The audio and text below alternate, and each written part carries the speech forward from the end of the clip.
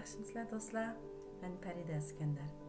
Avrupa müziklerinden birisi bolgan çoğun skripkada, yani iddiat içinde milli ahanglarni, muqam ahanglarni çeliş naiti tez.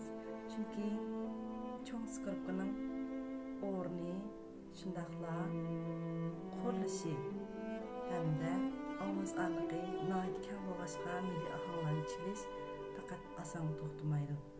Men uzun yillik muqam ansambl ishlash jarayonida muqamni tadqiq qilib, muqamni o'rganib, ish qadam ustozlarning yordami, o'zimning tirishchanligi orqasida milliy ahanglarni, muqamlarni yaxshi chala oladigan saviyaga yetdim.